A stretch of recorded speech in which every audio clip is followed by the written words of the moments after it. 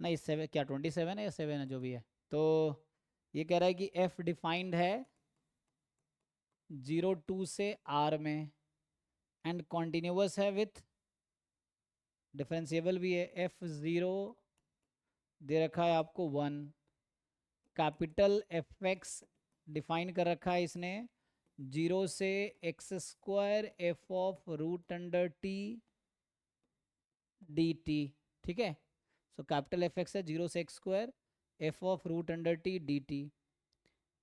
आई think यहाँ लिखने में कुछ गलती किया है क्या, इसने कह रहा है कि F dash x is small F dash x.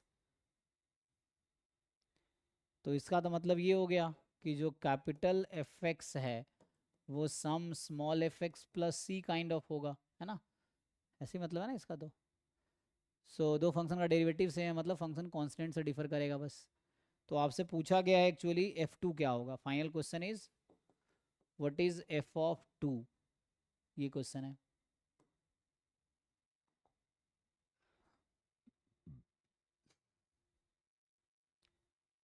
तो यहाँ से हम कर सकते हैं ना सेम तरीका, डिफरेंशिएटिंग बोथ साइड कीजिए। सो एफ डैश एक्स बराबर, यहाँ एफ ऑफ टी के जगह अपर लिमिट रखोगे तो एफ एक्स हो जाएगा, और एक्स स्क्वायर का डेरिवेटिव 2x, यही है। तो यहाँ से, और F dash x small F dash x के इक्वल था, तो ये हमने यहाँ यूज़ कर ली, ये वाला कंडीशन हम यहाँ यूज़ कर रहे हैं।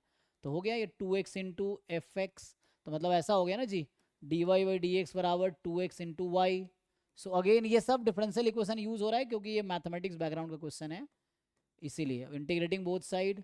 सो एल एन वाई बराबर 2x स्क्वायर बाई 2, मतलब जस्ट 2x का इंटीग्रेशन एक्स स्क्वायर प्लस सी या c1 ले लो, तो y हो जाएगा c2 ई की पावर एक्स स्क्वायर, ये y आ गया। अब ये कंडीशन दिया था मुझे वही c2 निकालने के लिए, तो मेरा fx आया हुआ है, मेरा जो fx आया वो c2 ई की पावर एक्स स्क्वायर, इसमें रखो x को 0 तो y1, तो x को 0 y1, तो ये बता रहा है कि c2 की वैल्यू 1 लेना पड़ेगा मुझे।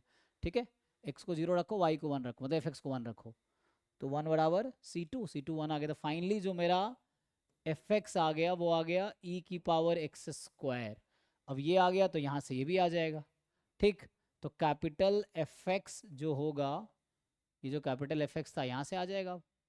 सो कैपिटल fx है 0 से एक्स स्क्वायर, यही था ना, f ऑफ रूट टी, तो e की पावर x हो जाएगा। रूट टी का मतलब क्या है, जहाँ f ऑफ रूट टी, तो यहाँ x को रूट टी रखेंगे तो e की पावर x हो जाएगा, ये e की पावर t कर दो चाहो तो।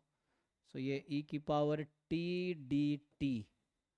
बताओ जी मैडम, सॉल्व कर लोगे अब, तो f2 क्या हो जाएगा, देखिए। तो है ना, 0 से आप जब 2 रख देंगे, 0 से 4 e की पावर t डी टी, तो फाइनल आंसर आ गया e की पावर 4 माइनस 1, ये आंसर है इस क्वेश्चन का।